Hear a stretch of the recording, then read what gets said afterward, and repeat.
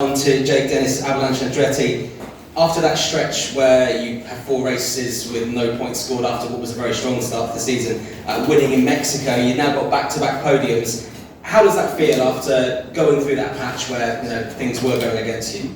Yeah, it was just a relief, to be honest. I think it was a big weight off my shoulders, the second race in Berlin, to get that P2 and then to replicate the performance we put in today is super important, for the championship, the team championship.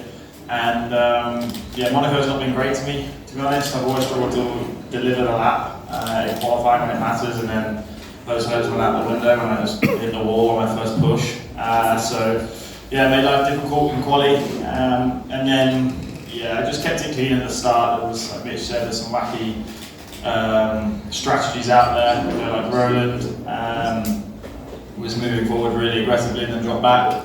But nevertheless, I think we did a good job with the attack mode. Took quite an instinctive move myself to take the second one. I just looked in my mirror and saw the gap was big. I don't know if that was good or bad, but I think in the end it was the right thing to do. And then it was just a game of when do you make the move for the lead. But by this point I was too far back, and I had Mitch in front of me, and these guys were making life difficult to get in front. So and by the end of the race it was just all too fast to make the move, and just way too high risk. So it was pretty much guaranteed P3 if there was no collisions anywhere.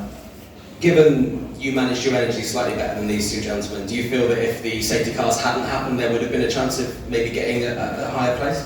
Not really. I feel like maybe I could have got Mitch through him attacking Nick or something like this, but I would have needed a situation to happen in front of me to pounce on that. But I think coming up to the next races in Jakarta and Portland, I think we do have the best race car right now. And if the races don't always play out the way they are at the moment, then I think we can use that energy advantage. But right now it's just survival for the first 15-20 laps, try not to pick up any damage, and then see where you're at in like the 3/4 phase of the race, and then the last phase is just flat out. So it's difficult for us drivers right now. It's I would like to see a bit of a change moving forward. I do feel like the Gen 2 style of racing was a little bit better, it's a bit more consistent the whole way through the race, whereas right now it's 15 laps of nobody wanting the lead, and then 5 laps of just chaos, and then 5 laps of flat out. So it's a bit strange to race for us right now, but puts on a good show, that's for sure. This third place today means you're now third place in the championship. How early do you look at the bigger picture, if at all? I think I'll look at it leaving Portland, to be honest.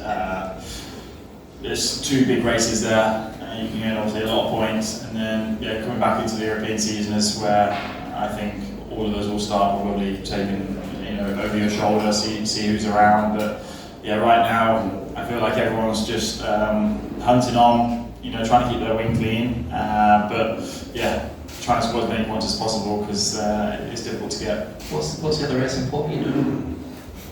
What's the other race in Portland you're doing? Is there only one? Yeah, I said Jakarta. Okay. I'm going to do 2, so. Speaking of Jakarta, obviously we briefly touched there with Mitch on the conditions, and last year there was just 1 race. This year it's a double race weekend, which I imagine those conditions after getting out of a car after such a sweaty and challenging physically race probably isn't the first thing you're thinking of, but how will you manage those conditions out in Jakarta, with the humidity and the heat there?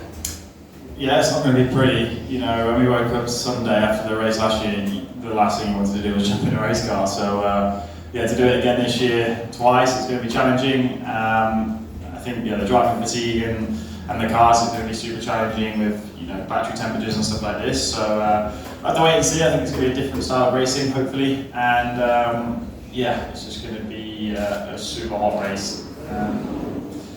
It was difficult last year, but I'm sure this year's going to be even harder.